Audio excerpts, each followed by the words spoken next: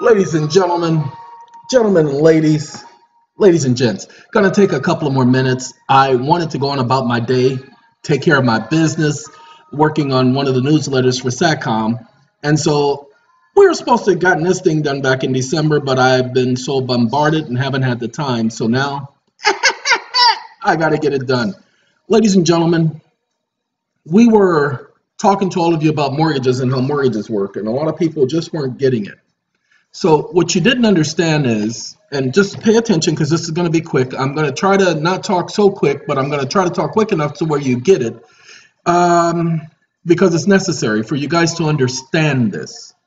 Okay, first, when you go and you sign the loan docs, I just spoke with somebody. She said that her loan docs were on top, and underneath it was the power of attorney and the deed of trust. Well, not the deed of trust, the power of attorney and the default, notice of default document.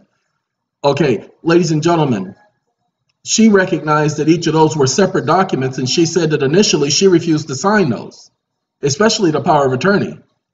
She says, well, they told her, and it said they went over this for a couple of weeks, and they said if she didn't sign those documents, she would not get the loan. Excuse me? Ladies and gentlemen, they can't do that. They cannot tell you that you must surrender your rights in order to get the loan. That's extortion. And who does that? Loan sharks do things like that. They're not allowed to do that, ladies and gentlemen. So what do you do when you're in a situation like that where they make it mandatory that you sign these documents when the law does not require you to sign those documents? The law does not require you to give them power of attorney. So why are you giving them power of attorney? So what's going to happen is some of the wiser, more legally wise individuals are going to have to start challenging the power of attorney. They're going to have to start challenging that as extortion. Because if they are demanding that an individual sign over their rights in order to receive a personal loan, and those rights specifically deal with the loan, then you can't sign over your rights and then put your house up as collateral, because look at what you've just done. You just signed over your rights as collateral, and now you put the home up as collateral. Those were not conditions originally as a loan. Remember, Truth in Lending says they have to tell you about these things in advance. They didn't tell you about that until the end, especially the young lady who they made her sign those documents or they wouldn't give her the loan. See, that's not Truth in Lending. There is nothing in the law that requires you to sign over your rights or that requires you to sign a notice of default power of attorney. There's nothing in law that requires that. You don't have to do so with a loan for a car. You don't have to do it with other things. So there is nothing that requires it. So you people are going to have to start understanding these simple things. I can't do it for you. It's just too much going on. I have a lot of people trying to contact me right now, including people who have had conversations with me in the past. Ladies and gentlemen, thank you, Lionel. Even though I can't stand Lionel Richie anymore. He's going to take us into the next segment. Ladies and gentlemen, I can't let you do that to me. I can't let your problems become my problems anymore because I don't have the energy for it. Sorry, I don't have the energy. And I cannot let you guys put me in the point to where I am completely devoid of helping myself and taking care of myself. And if I continue, that's what's going to happen, and I cannot allow that to happen. So I have to start focusing on me and my health. And if that bothers some of you, if it pisses some of you off, then you're going to have to deal with that on your own, because I'm not going to be concerned about that. So you want to email me and ask questions? You're not going to get an answer. You want to email SATCOM or contact SATCOM to ask me questions? You're not going to get an answer. You just need to understand this in advance. You want to leave comments on the YouTube channel? You're not going to get an answer. Ladies and gentlemen, you want to call my numbers? You're not going to get an answer. You need to understand this in advance, because I don't want you thinking that I'm ignoring you. No, no, no. I'm not ignoring you. I am acting as if you don't exist. That's completely different. See, ignore means ignorance. It means to be oblivious of something. No, ignore speaks as to ignorance. So I don't want to be ignorant towards this. I want to let you know that it ain't going to happen.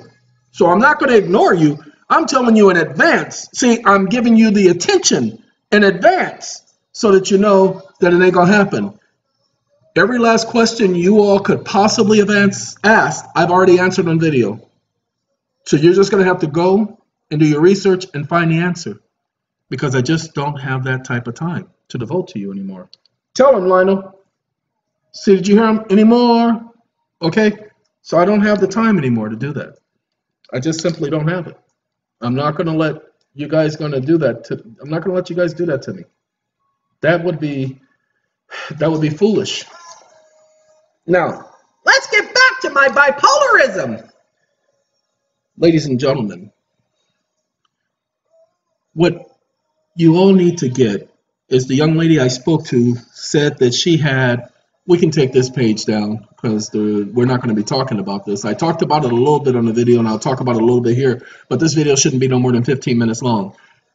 She said she signed the loan docs, signed those other docs, and, but she said those were towards the beginning. Pay attention. She signed the loan docs first. What were the loan docs for? That was for your accepting the loan. Why? Because the loan had already been approved. You'd already been approved for the loan. You needed to sign that loan doc because that's your promise to pay. You're accepting the loan. That's your signature. But a lot of people don't pay attention to things like that because they're signing too many documents. There's so much distraction. All of them words, all of those words, all of those words, all of those words. Okay? Ladies and gentlemen, let me say it. I love this song tremendously. It just, perfect song by this unique man, Marvin Gaye. Even though everybody wants to talk about him now, haven't you guys noticed how all of these idiots are talking about people now that they're dead? I was just listening to, what's his name? Witherspoon, Lawrence Witherspoon, or whatever his name is, talking about Red Fox, Richard Pryor, and although he was funny when he talked about it, why do they wait until a person is dead? Or wait until 50 years later to want to say, well, I'm just letting everybody know what really happened, when the other person can't defend themselves. Red Fox can't speak up for himself, but if he did, Mr. Witherspoon wouldn't be talking so much, because I believe Red Fox would put him in his place. Richard Pryor, if Richard Pryor was in his prime, nobody would be talking about Richard, because he'd be making jokes about his own self, but then he would say things about them, especially about people having a Coke and a smile and shutting something up. Okay? So, again, when they were alive, nobody said a word about those guys because they knew that they couldn't handle those guys if it came down to it. Let's get back to the mortgage things, all right, ladies and gentlemen? What's happening is the loan docs was for the loan. That's why you signed them. That was your accepting the loan. The other documents had nothing to do with your accepting the loan. If you had signed the loan docs and received your copy and just walked away, but this is what I told the young lady. I said, the person who gets a loan from the bank and they sign all those papers, pay attention, and then a week later, they go back to the seller and they say, no, I don't want the home. Here you go. You guys can have it. Or 3 days or 2 days, however long it takes to get that check, put a hold on the check. Because remember, the check is coming from them, from you to them, not coming from the bank to them. The check is coming from you to them. And you want to know where the account is, ladies and gentlemen? Well, you know who the seller was. You know who you are. You know who their bank is. Get a copy of that canceled check from the seller's bank. it will list your account number with the bank. You know that positive account that they talk about? Oh God! Oh no, he didn't just tell us that. Oh God! Oh God! How come he never mentioned this before? Because I thought all of you knew. I thought all of you knew that the check that they write to the seller has the account number for you, not for the bank, because the check comes from you, from the monies the bank loaned you, the monies the bank put into that account so that they could write the check. Now, here's the problem. Where did the monies come from? Everybody's been asking that question. Well, they didn't lend me any money. Yes, they did. There was a check, people. There was a seller. They received money. The rest of you guys who don't know anything about real estate, you don't understand this because real estate agents deal with those checks all the time. Okay? So they know that those checks exist. So go and do a Freedom of Information Act with the bank to get a copy of the check. And you do it with the seller's bank because remember, the check went to the seller. And I would suggest you do it with the bank that gave you the loan originally as well. Now, what if your bank is defunct and no longer in business? And what if the bank that the other individual's with is defunct and no longer in business? They still keep those records, ladies and gentlemen. The bank that took over their accounts keeps those records. You just have to do your own research and find it. Ladies and gentlemen, I can only tell you things. I cannot tell you everything. I'm not here to give you every single remedy. There's just too much out there to be giving people every single remedy to every single situation. But now you know that that check exists. But remember, they didn't give you the home because the home was given to you by the original owner, for which the check was written to the original owner from you, not from the bank. You did not buy it from the bank, which means when you signed the mortgage doc, that was a separate agreement for something else. You're signing a loan docs the same as you do for an auto loan. That is the promissory note, people. That's the proof of payment. But nobody's paying attention to that. They're paying attention to words. Words. You see my screen flickering? I have no idea. I believe it is this right here that's doing that, but we're going to not worry about that. Let me give you all a screen so that we don't have this flickering thing. Come on. This is my girl, Anita. Okay. Let's get back to explaining some things, ladies and gentlemen. With the fact that that is done, the mortgage is signed second. Those mortgage docs are signed secondary. Remember, you could not have put the house up for collateral until you owned it. So the moment you signed the loan docs and accepted those loan docs, pay attention, the buyer had already received the check. But you guys, his bank had already received the check and you guys don't even know that. So when you did the mortgage, that was a secondary agreement. Why? Because the mortgage is not your promise to pay. The loan docs was your promise to pay because that was proof that you received the loan. The mortgage docs you could not have signed until you've received the loan. You could not put up the home until you owned the home. What you could argue, if you were good, and if you guys, the legally wise ones, were good, you could say that you couldn't put up the house as a mortgage because you did not own the home until you received the keys for the house, and you hadn't received the keys, so they don't give you those things until you sign all the docs. So until you received the keys, you had not officially taken ownership of the home, which makes the loan an invalid, not the loan, but the mortgage agreement an invalid agreement, because you could not mortgage that for what you did not own, nor could you mortgage something for future, saying I'm gonna own it in the future, because you didn't have the authority to put it up as collateral at the time that you put it up as collateral.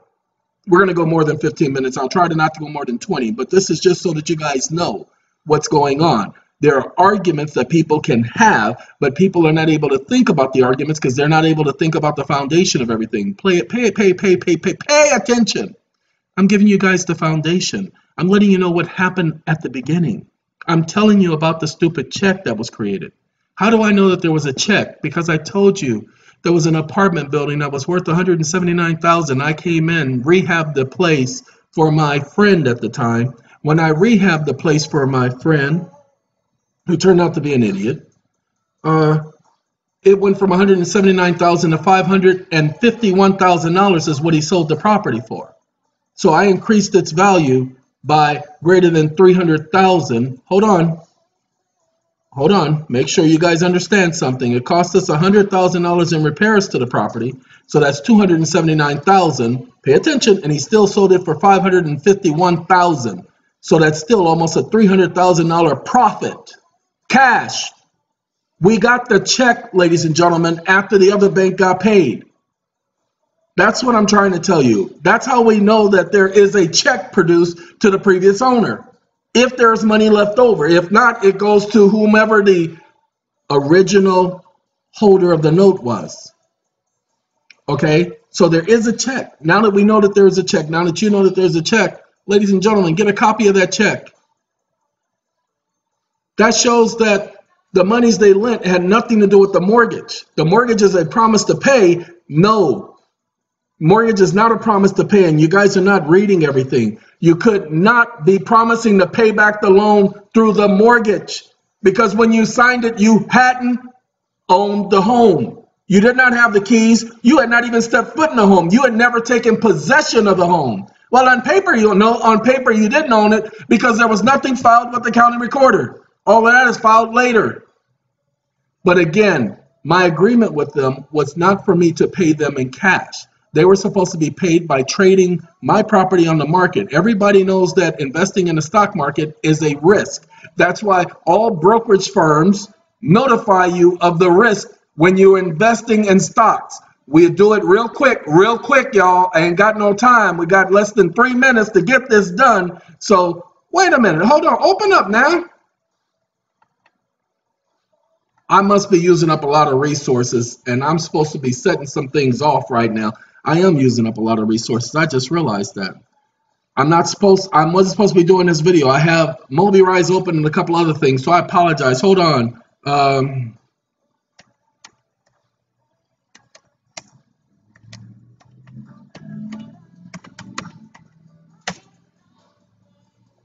So I cried. This is Nayo and Jennifer Hudson singing Can't Stop the Rain. Okay, pay attention. You see all these? Per trade promotion. Buy stocks online, $6.95. You see all this? For just $5. You see that? Now let's just pick one. Let's go to this one right here that says just $5. This is called Stockpile. Stockpile.com. Stockpile, that's a pretty good name, ain't it? Yeah, whatever. Oh, Ally.com. See, it must be, oh, I'm still downloading. I got to stop that. Ladies and gentlemen, the moment we sit up here and click sign up and everything, it's going to give us a disclaimer about the risk of investing in the stock market. Okay? Why does it do all of this? Why all of this writing? Because investing in the stock market is a risk. That's why there are no guarantees. Okay, this is what you need to know. Stockpile gifts. Fractional share market on closed orders. Quotes and other content. Quotes are delayed at least 15 minutes unless otherwise indicated. All investments involve risk, including possible loss of principal. Every single site tells you that investing in the market is a risk. That's why they are not FDIC insured. Okay? That's why no bank guarantees them. Why? Because it's a risk. That's why you do a mortgage. That's why they traded on the market. Remember, the loan had nothing to do with the home. Even though they gave you the loan for you to purchase that home, you didn't buy the home from the bank. You bought it from the previous owner. Because you bought the home from the previous owner, the mortgage was not part of the agreement. They couldn't make it part of the agreement. Why? Because you cannot leverage that for which you do not own. You don't have the authority. So, hey guys, I never can say goodbye, but I told you 20 minutes, and we're at 20 minutes. Thank you, Michael. Michael is saying goodbye, y'all. Goodbye! Mommy, tell him goodbye. Tell him goodbye. Goodbye.